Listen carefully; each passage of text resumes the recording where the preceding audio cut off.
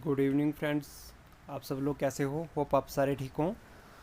हिली academy JRF coaching institute जो मेरा यूट्यूब चैनल है, फ्री ऑफ कॉस्ट है, इसमें आपका स्वागत है। अगर आप फर्स्ट टाइम मेरी वीडियो देख रहे हो तो इस चैनल को सब्सक्राइब करो, बेल आइकन का बटन होगा साथ में, उसको प्रेस कर दो ताकि जैसे मेरी नेक्स्ट नोटिफिकेशन आएगी तो आपको वो नोटिफिकेशन मिल जाएगी, आपको लेक्चर का पता लग जाएगा जब भी मेरा लेक्चर अपलोड होगा।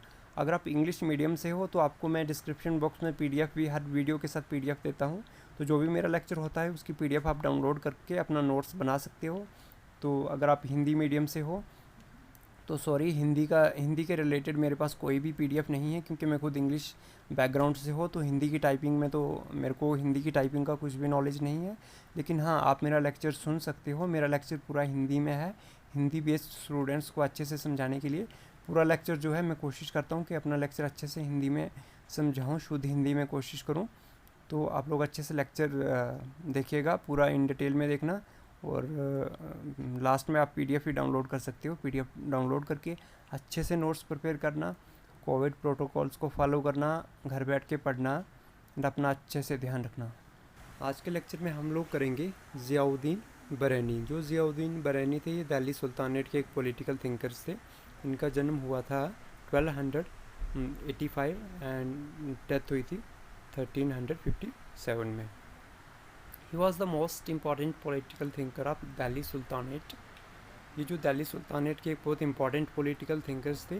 और जो दिल्ली सुल्तानेट है, ये एक बहुत पावरफुल किंगडम, मुस्लिम किंगडम था, जो 1206 से 1555 तक इनका टेन्योर था। मान के चलो कि 300-350 साल इन्होंने राज किया था, तो ये बहुत बड़ा किंगडम होगा। He live during the region of Mohammad bin Tughlaq and Firoz Tughlaq. ये दिल्ली सुल्तानेट के टाइम था। और किंग कौन कौन थे इनके टाइम? मोहम्मद बिन तगलिक एंड फिरोज़ तगलिक। तो इनकी जो राइटिंग्स हैं तो मोस्टली दिल्ली सुल्तानेट से इन्फ्लुएंस्ड होंगी, पर्टिकुलरली मोहम्मद बिन तगलिक एंड फिरोज़ तगलिक से। उसके बाद आता है कि इनके मेन वर्क्स कौन कौन से हैं। इनके मेन वर्क्स जो हैं वो है फतवाए जहानदारी, ये पॉलिटिकल थाट है। एंड फिर है तारीख़ फ़िरोज़ शाही, ये हिस्टोरिकल है। हम जो पढ़ेंगे, हम फतवाए जहानदारी इसी को पढ़ेंगे। जो फतवाए जहानदारी है ये पॉलिटिकल थिंकिंग है इसमें बरैनी की। तो हम लोग हमारे पॉइंट ऑफ व्यू से, पॉलिटिकल साइंस के पॉइंट ऑफ व्यू से यही वाले इंपॉर्टेंट है, लेकिन हमें इनके सारे लेक्चर्स का नाम याद रखेंगे। हो सकता है वो पेपर में कोई सा उनका जो वर्क है उसका नाम पूछ सकते हैं। उसके बाद आता है अदर वर्क्स। अदर वर्क्स में क्या है? सलवते कबीर। सलवते कबीर, ये थोड़े से उर्दू के वर्ड्स हैं, आप लोगों को थोड़ा टफ लगेंगे, लेकिन कोई प्रॉब्लम नहीं है, हम लोग कर लेंगे, जैसा भी होगा तो याद रख लेंगे। साना-ए मोहम्मदी। जो साना-ए मोहम्मदी है, ये प्रॉफिट मोहम्मद के बारे में लिखा है इन्होंने। फिर आता है हसरत नामा। क्या है? हसरत नामा। फिर है तारीख़ बारमकी। तारीख़ बारमकी। फिर आता है इनायत नामाए आहली। उसके बाद आता है नसीर सादत। फिर आता है लुबातुल तारीख। फिर आता है फतवाए दीनदारी। ही यूज्ड नशीहत स्टाइल ऑफ राइटिंग। नशीहत स्टाइल ऑफ राइटिंग कैसे? जैसे हमारा कॉन्स्टिट्यूशन है, आर्टिकल 1, 2, 3, वह उसको कहते हैं नशीहत स्टाइल ऑफ राइटिंग। तो इनकी जो भी पॉलिटिकल राइटिंग्स हैं तो कैसे हैं? नशीहत टाइप की हैं। His Fatawa e Jahandari is classical work on statecraft which can be compared with the Kautilya's Arthashastra and मैकेवलीज Prince. जो फतवाए जहानदारी है, इसको जो है हम कंपेयर कर सकते हैं कौटिल्य के अर्थशास्त्र से और मैकेवली के प्रिंस से, क्योंकि जो इन्होंने फतवाए जहानदारी में लिखा है वो मोस्टली स्टेट के बारे में लिखा है, एक किंग के बारे में लिखा है, एक किंग को थोड़े से सुजेशंस लिखे हैं, तो पूरा ये स्टेट से डील करता है। His Tarikh Shahi is historical account from Balban to Firoz Shah Tughlaq. जो तारीख़ शाही है ये हिस्टोरिकल अकाउंट देता है कि उनकी पूरी जो हिस्ट्री है वो इसमें काउंटेड है, जिसमें बलबान की पूरी है एंड फिरोज शाह तगलिक की कितनी है? फर्स्ट वाले जो 6 ईयर्स हैं उनकी ही है। उनके थाट को हम जो है तो कैटेगराइज कर सकते हैं। कौन कौन से टाइप्स में कैटेगराइज कर सकते हैं, जैसे फर्स्ट लेते हैं थ्योरी ऑफ किंग या आइडियल सुल्तान जो है। थ्योरी ऑफ किंग जो है वो क्या है, आइडियल सुल्तान कौन है। Sultan should be noble born preferably belonging to monarch. कहते हैं जो सुल्तान है वो जो पैदा हुआ होना चाहिए वो नोबल फैमिली से होना चाहिए। नोबल फैमिली मतलब मान के चलो आपके शाही जो उनके फैमिलीज़ थे उनसे। नोबल फैमिलीज़ वो फैमिलीज़ थी जिनको किंग एक पीस ऑफ लैंड देते थे या उनको अपॉइंट करते थे वो लगान के लिए, जो टैक्स लेती थी गवर्नमेंट। तो अनाज की तो जो लैंड टैक्स होता था जैसे अनाज के रूप में जो आता था, जितनी भी रेवेन्यू उनकी इकट्ठी होती थी वो कौन करता था, वो नोबल्स करते थे। नोबल्स को क्या दिया होता था, एक एरिया दिया होता था फिक्स, और वो उन एरियाज़ की रिस्पॉन्सिबिलिटी जो है ये रेवेन्यू कलेक्ट करने की नोबल्स की होती थी। तो हम ये मान के चल सकते हैं कि सुल्तान जो था, ये इनका कहने का मतलब है कि सुल्तान एक आम इंसान नहीं होना चाहिए, वो भी एक गवर्निंग फैमिली से होना चाहिए, और पर्टिकुलरली किससे, जो शाही ख़ानदान है, मोनार्की है, उनसे होना चाहिए। ये जब हम लोग हिंदू फिलासफी पढ़ते हैं या हिंदू क्लासिकल ड्रामास देखते हैं, उसमें भी पर्टिकुलरली मुगल्स में भी ये देखने को मिलता है कि जो किंग है, तो किंग का जब सन ही किंग बनता है तो उसमें कोई ज़्यादा कन्फ्लिक्ट नहीं होता। लेकिन अगर किंग के परिवार के बाहर से किसी को किंग बनाते हैं तो उसमें कोई कहता है कि मैं बन जाऊँ, कोई कहता है मैं बन जाऊँ। तो वैसे जैसे आज के टाइम में जैसे हमारे पॉलिटिकल पार्टीज़ का, बहुत सी पॉलिटिकल पार्टीज़ हैं तो जिनके जनरल सेक्रेटरीज़ या प्रेसिडेंट हैं, तो अगर कोई बाहर से आता है तो थोड़ी सी कन्फ्लिक्ट बन जाती है पार्टी में। लेकिन अगर पार्टी का ही या कोई पार्टी का बड़ा नेता है उसका ही बच्चा आगे जाता है तो थोड़ा कन्फ्लिक्ट कम होता है, चाहे वो एबल्ड हो या एबल ना हो। तो बरेनी भी ये क्लियरली कर रहे हैं कि जो सुल्तान है वो मोनार्की जो है, शाही ख़ानदान जो है, वहाँ से ही होना चाहिए। Sultan is an agent of God on earth to the welfare of people. ये भी डिवाइन राइट थ्योरी जो है, जैसे हमने पढ़ा था, डिवाइन राइट थ्योरी कहती है कि जो राजा है, जो किंग है, वो किसका रूप है, एक भगवान का रूप है। वो क्यों आया है धरती पे, वो लोगों की वेलफेयर करने के लिए आया है, लोगों को प्रोटेक्शन देने के लिए आया है, सिक्योरिटी देने के लिए आया है। तो सुल्तान जो है, इनके अकॉर्डिंगली जो सुल्तान है वो भी क्या है, ये खुदा का रूप है। खुदा ने भेजा है, क्यों भेजा है, जो धरती पे लोग हैं उनकी रक्षा करने के लिए, उनकी वेलफेयर करने के लिए। सुल्तान शुड फॉलो शरीयत इन पर्सनल लाइफ, ही मे और may not follow it, but in public life he has to strictly follow it. सुल्तान को क्या फॉलो करना होगा, शरीयत, जो इस्लामिक धर्म है वो फॉलो करना होगा। जो कुरान पाक है उसके रिटर्न लॉज पे ही चलना होगा सुल्तान को। हाँ, पर्सनल लाइफ में वो कुरान पाक पे चले या ना चले, लेकिन पब्लिक लाइफ में उसको अपने सिटीजन्स को, अपनी पब्लिक को दिखाना पड़ेगा कि मैं जो हूँ पूरा कुरान पाक फॉलो करता हूँ। And ideal sultan is one, ideal sultan वो है who has sense of justice, जिसके दिमाग में, जिसको इतनी बुद्धि है कि जस्टिस क्या है और इनजस्टिस क्या है। Wise enough to understand deception and कंस्पायरेसीज।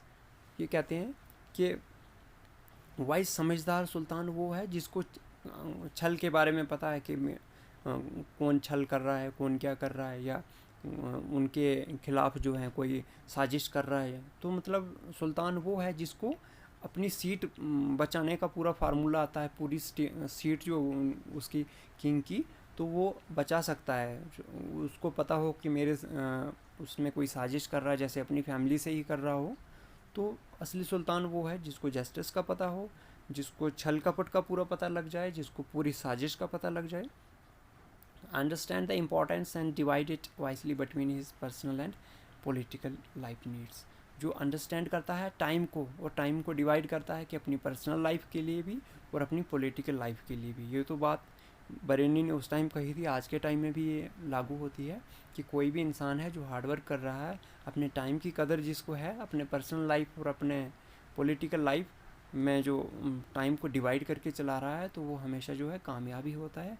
जैसे हम लोग पढ़ रहे हैं, हम प्रिपेयर कर रहे हैं नेट जेआरएफ के लिए, तो जो अपना टाइम डिवोट कर रहा है अपनी स्टडीज़ के लिए, तो उसका तो जेआरएफ कोई रोक भी नहीं सकता।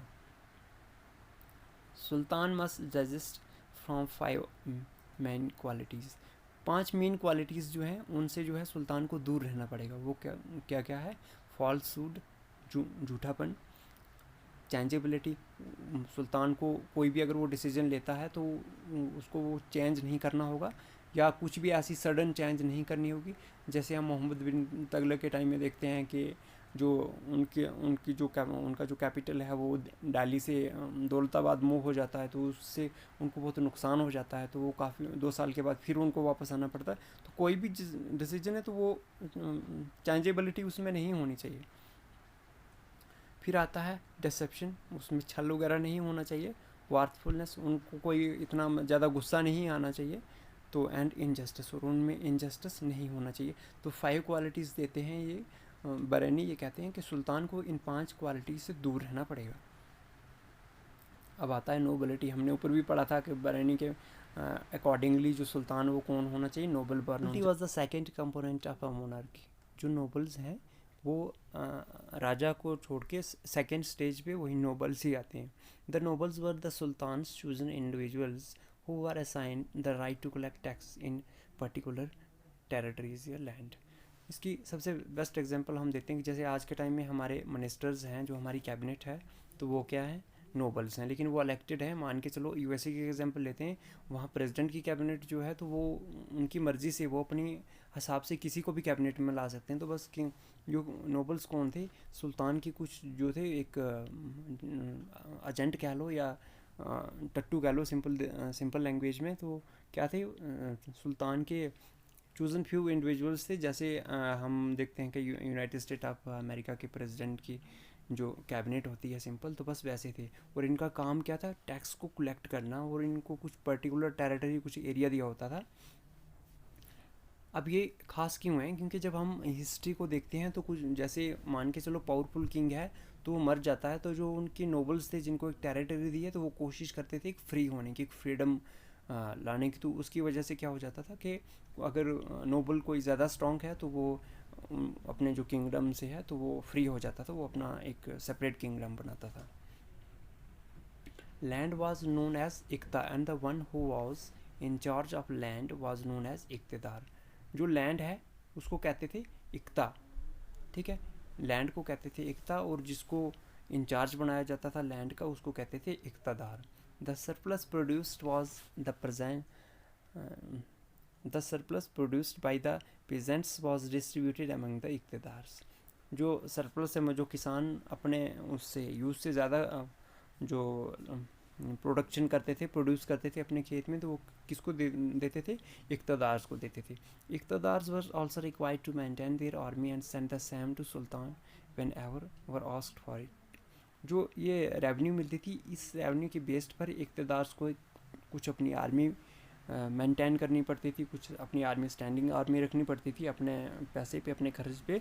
और जब भी सुल्तान कहता था कहीं जंग के लिए तो उनको ये सेना देनी पड़ती थी। तो जब अगर स्ट्रॉन्ग किंग होता था, अगर वो मर जाता था तो नेचुरल सी बात है वो इक्तदार फ्री हो जाता था, वो नोबल फ्री हो जाता था, वो किंग बन जाता था।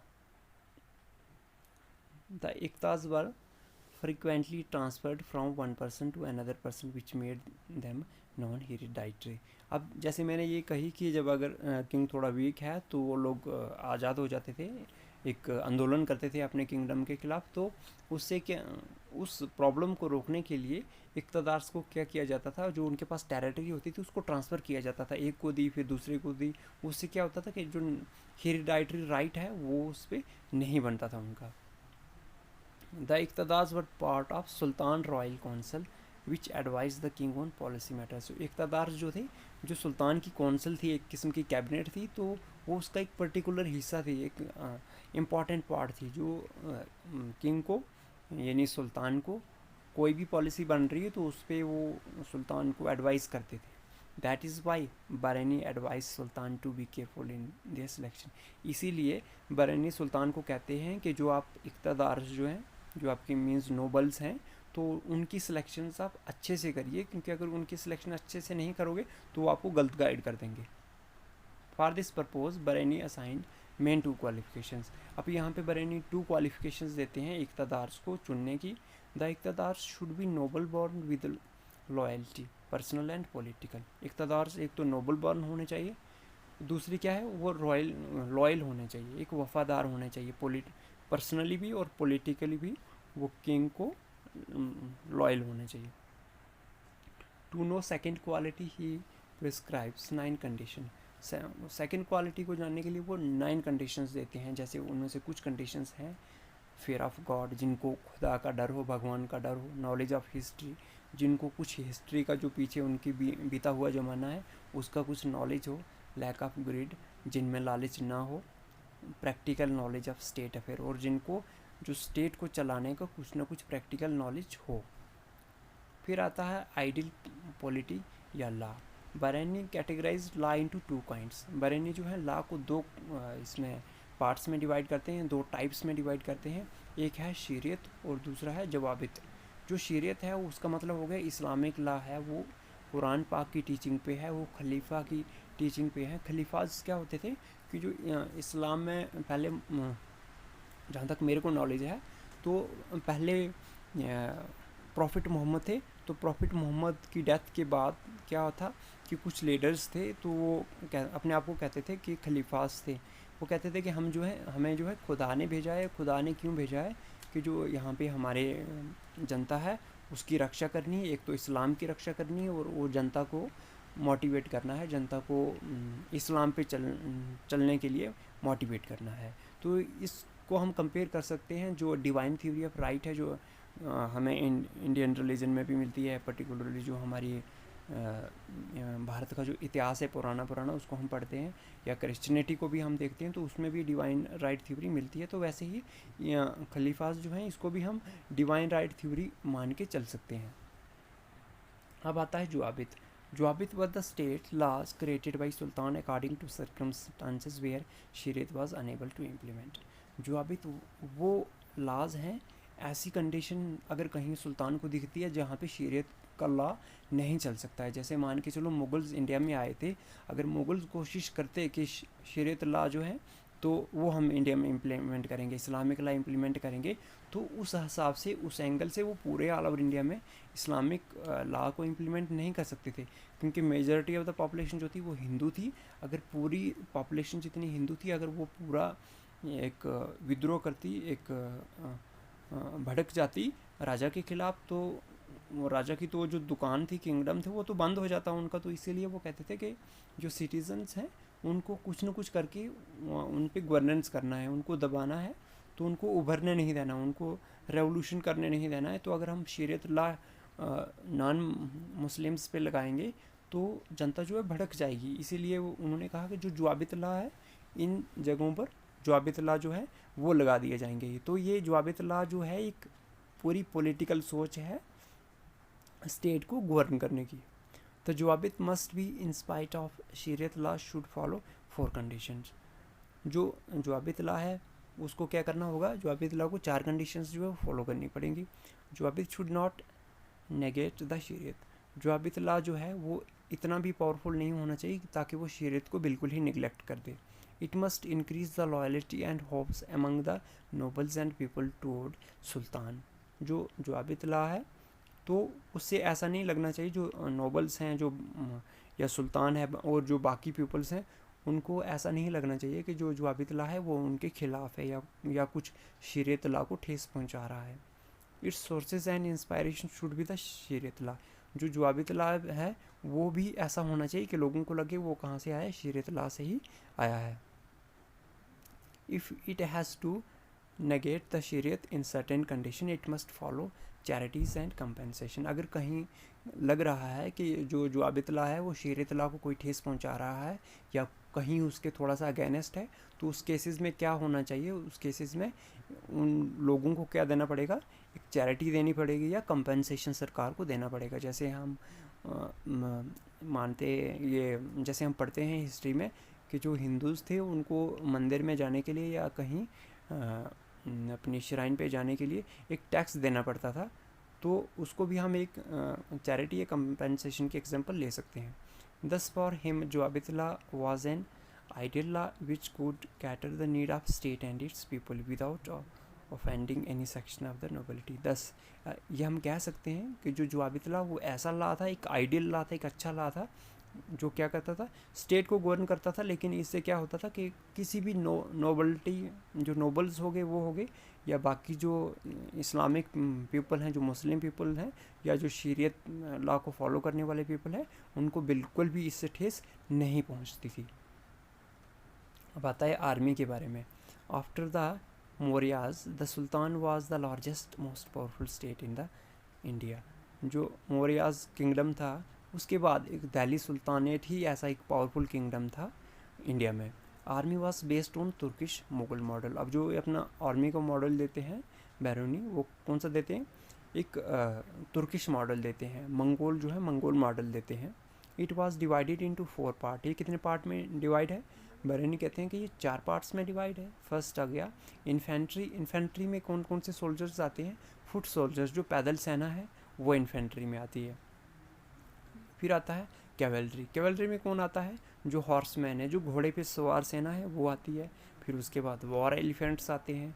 फिर एक्सिलरीज आते हैं। जो एक्सिलरी आर्मी में कौन कौन से आएंगे, इंजीनियर्स आएंगे, ट्रांसपोर्टर्स आएंगे, स्पाइस आएंगे, ये चीज़ें आएंगी। फिर कहता है the cavalry was further divided into 3 wings. जो कैवलरी है वो 3 विंग्स में डिवाइडेड है। कौन कौन सा, एक आ गया मुमातिब। मुमातिब में कौन से सोल्जर्स आते थे, ये सोल्जर विदाउट हार्स, वो ऐसे सोल्जर्स होते थे जिनके पास घोड़े नहीं होते थे। सवार, a soldier with a single horse, ऐसे सोल्जर्स जिनके पास सिंगल एक घोड़ा होता था। दुआस पाप। दुआस पाप वो सोल्जर्स थे जिनके पास क्या होते थे, दो मतलब 2 घोड़े होते थे, 2। The rank of the army was, और जो आर्मी में रैंक थे वो कैसे कैसे थे, उनमें थे the rank of Khan, Malik, Amir, sipah salar, ऐसे थे। कौन कौन से थे, खान, मलिक, आमिर और sipah salar. They were either paid in cash और assigned revenue of different villages. उनको अगर वो छोटा सिपाही है तो उनको क्या होता था, कैश में पेमेंट कर दी जाती थी। लेकिन अगर थोड़ा एक जर्नल या थोड़ा उनका जो स्टेटस था वो बड़ा होता था तो उनको एक बहादुरी के लिए एक पीस ऑफ लैंड दिया जाता था जहाँ से वो रेवेन्यू लेते थे। कुछ विलेजेस उनके अंडर कर दिए जाते थे। The main function of the army was security and expansion of state. अब आर्मी का मेन फंक्शन क्या था, जैसे आज के टाइम में क्या है, आर्मी का फंक्शन है सिक्योरिटी ऑफ द स्टेट, लेकिन उस टाइम में क्या होता था, आर्मी का फंक्शन होता था स्टेट की security with expansion of state, अपनी स्टेट की सिक्योरिटी और स्टेट को बढ़ावा, अपना जो टेरिटरी है उसको इंक्रीज़ करना। Barani advise the king to take greater care of army. Barani कहते हैं कि जो किंग है, किंग को क्या करना चाहिए कि अपनी आर्मी की अच्छे से टेक केयर करनी चाहिए, अपनी आर्मी का अच्छे से ध्यान रखना चाहिए। अगर उनकी आर्मी स्ट्रांग होगी तो ही उनकी स्टेट जो है अच्छे से एक्सपेंड हो पाएगी। The sultan also maintains personal troops called qalb for his security.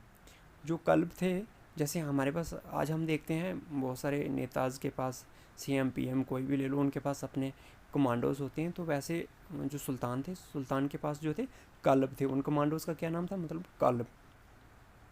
फिर आता है ब्यूरोक्रेसी।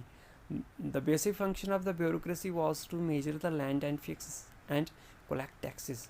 जो ब्यूरोक्रेसी का काम था, क्या करना था, ब्यूरोक्रेसी का काम था कि जो ज़मीन है, ज़मीन को मेजरमेंट करना है, नापना है और उसको फिक्स करना है, मतलब कितनी ज़मीन किसको देनी है। एंड कलेक्ट टैक्सेस, और जो टैक्सेस हैं लैंड के वो कलेक्ट करने हैं। पर्टिकुलरली जैसे रेवेन्यू है तो किसकी कितनी लैंड है, कौन कितनी रेवेन्यू देगा, ये कौन डिसाइड करता था, bureaucracy. It operate at 3 level, ये 3 लेवल पे थी, सेंटर, प्रोवेंस एंड विलेज। कहाँ कहाँ थी, सेंटर में थी और प्रोवेंसेस पे थी और विलेजेस पे थी। द दीवाने वजारत हेडेड बाई ए वज़ीर। जो दीवाने वजारत है उसका हेड क्या होता था, वज़ीर होता था। The head of revenue and finance, और इनके अंडर क्या क्या आता था, रेवेन्यू और फाइनेंस डिपार्टमेंट इनके अंडर आता था। आल्सो नोन एज PM, इनको PM भी कहते थे। आज के टाइम में जैसे हमारे प्रधानमंत्री हैं तो उनको प्रधानमंत्री भी कहते थे। प्रधानमंत्री का मतलब ही वज़ीर आला हो गया। ही वॉज असाइंड बाई ए नैब, उनके पास क्या, उनकी ये ही वॉज असिस्टेड बाई ए नैब, उनको हेल्प करने के लिए एक हेल्पर मिलते थे जिनका नाम होता था नैब। फिर मुशर्रफ़ ममालिक, मुस्तफ़ी ए मालिक एंड डाबरीज़। उनको हेल्प करने के लिए नैब मिलते थे, मुशर्रफ़े ममालिक मिलते थे, मुस्तफ़े मालिक मिलते थे एंड डैबरीस मिलते थे। At the provincial level the administration was headed by muqtis या वालिस। उनको क्या कहते थे, जो प्रोविंशियल लेवल पे थे, ये जो इससे ऊपर पढ़े हमने, ये जो वज़ीर थे और वज़ीर को कुछ जो हेल्प करने के लिए स्टाफ था, ये हो गया। फिर प्रोविंशियल लेवल पे क्या था, मुक्तिस या वालिस कहते थे, जो प्रोविंशियल हेड होते थे।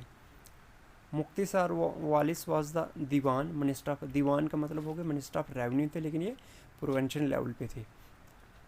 इनको प्रोविंशियल वज़ीर भी कहा जाता था, क्योंकि जो वज़ीर थे तो वो पूरे उसके थे, सेंटर के थे।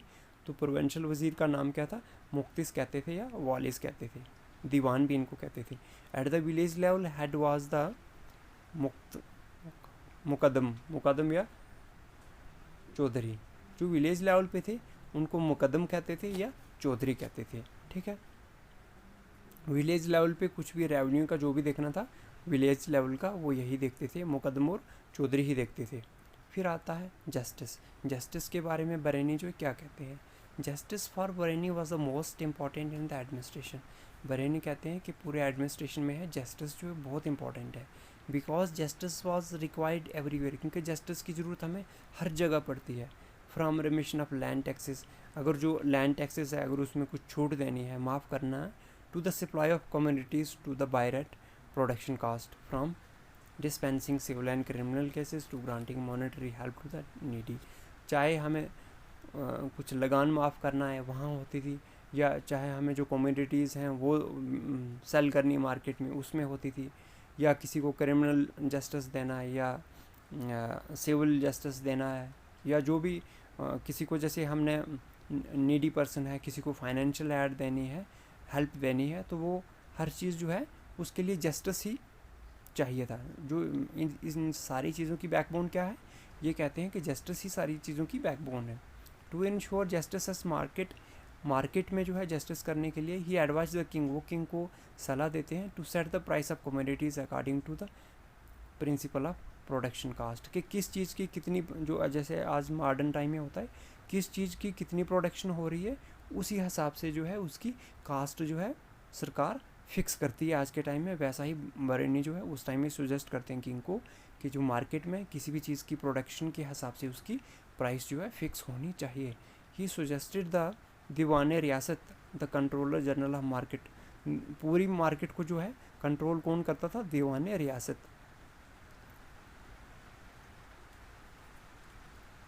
और एक और थे जिनको कहते हैं शान मंडी। शान मंडी जो थे वो superintendent of the grain market, वो जो अनाज की मार्केट थी उसी के सुपरिटेंडेंट थे। लेकिन दीवान रियासत जितनी भी मार्केट्स आती थी वो दीवान रियासत के अंडर आती थी, और जो ग्रेन वाली हैं उस दीवान रियासत के अंडर आते थे शान मंडी। शान मंडी में क्या थी, जो ग्रेन वाली अनाज वाली मार्केट थी वो आती थी। And other officials should control irregularities in the market. Barani कहते हैं कि दीवान रियासत, शान मंडी और बाकी जो ऑफिसर्स हैं उनको क्या करना चाहिए, जो मार्केट्स हैं उनमें इरेगुलरिटीज़ चेक करनी चाहिए कि कहीं कोई गवर्नमेंट की प्राइस से, जो सरकार की प्राइस से ज़्यादा तो नहीं कोई बेच रहा है, तो ये चीज़ उनको खुद ध्यान में देनी होगी। To dispense justice the court were divided into civil and criminal categories, they operated as central and provincial level. तो लोगों को जो है जस्टिस मिले, इसके लिए जो सरकार ने क्रिमिनल कोर्ट्स को दो टाइप में बांट दिया गया था, एक सिविल और क्रिमिनल। जो सिविल कोर्ट सिविल केसेस से डील करते थे और क्रिमिनल केसेस क्रिमिनल केसेस से डील करते थे। और जो कोर्ट्स की डिवीज़न थी वो सेंट्रल और प्रोविंशियल लेवल पे थी। तो जजेस were to be appointed by the king with himself as highest court of appeal. जो जजेस हैं वो कौन, बरेनी कहते हैं कि जजेस जो हैं कौन अपॉइंट, मतलब किसको अपॉइंट करने चाहिए, जो जजेस हैं वो किंग ही अपॉइंट करने चाहिए। जो किंग है उसको ही जजेस अपॉइंट करने चाहिए, ताकि उससे क्या हो जाएगा, जो सोसाइटी में है जस्टिस जो है वो अच्छे से हो पाएगा। बिलो देयर वर काजीज उल कज़्ज़त, काजी उल कज़्ज़त जो थे, जो चीफ जज थे, जैसे आज के टाइम में हम चीफ जस्टिस मानते हैं, तो वो कौन थे, काजी उल कज़्ज़त थे।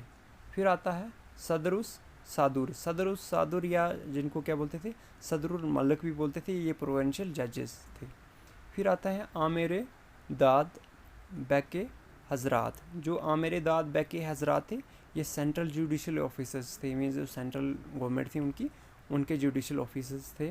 फिर आगे काजी आमिर दाद, ये कौन थे? Judicial officers at the provincial level. ये आपको याद रखना पड़ेगा। सेंट्रल में जुडिशल ऑफिसर्स कौन थे? आमिर दाद बैके हजरात। तो प्रोविंशियल में कौन थे? काजी बोलते थे उनको, या आमिर दाद भी उनको कहा जाता था। फिर हमारे पास आते हैं मुतासिब्स। मुतासिब्स कौन थे? ये म्यूनसिपल ऑफिसर्स थे और मॉरल सेंसर इनके अंडर आता था पूरा। The king in dealing with religious cases was assisted by the muftis and sadrus sadur, while in secular cases he was assisted by Qaziul Quzat. जब जो है रिलीजियस केसेस पे किंग डील करता था तो किंग की हेल्प करने के लिए, सुल्तान की हेल्प करने के लिए जो है मुफ्तीज़ होते थे, ठीक है। और जब सेकुलर केसेस होते थे, यानी जो राजनीतिक केसेस हैं जो धर्म से बिल्कुल बाहर हैं, तो उस टाइम हेल्प करने के लिए क्या होते थे? उनके पास काजीज़ होते थे। Thanks for watching my PPT. शायद वीडियो काफ़ी लंबी होगी एंड आपको इसका जो ये पीडीएफ नोट्स हैं वो डिस्क्रिप्शन बॉक्स में लिंक में आपको मिल जाएंगे। आप वहाँ से डाउनलोड कर सकते हो, अच्छे से पढ़ सकते हो। अगर कोई भी आपको कोई प्रॉब्लम है, कोई आप सजेशन देना चाहते हो, आप कमेंट सेक्शन में लिख सकते हो। कहीं अगर इस टॉपिक में आपको या किसी भी पॉलिटिकल साइंस के टॉपिक में कन्फ्यूज़न है तो आप कमेंट सेक्शन में लिख सकते हो। मैं आपके कमेंट का कोशिश करूँगा कि उसकी रिप्लाई करूँ। और कोविड प्रोटोकॉल्स फॉलो कीजिए, अपनी कंट्री को हेल्प कीजिए। इंडिया को जो भी आप कोविड सिचुएशन में हेल्प कर सकते हो वो हेल्प कीजिए। घर बैठ के अच्छे से पढ़िए और अपना अच्छे से ध्यान रखिए। Thank you.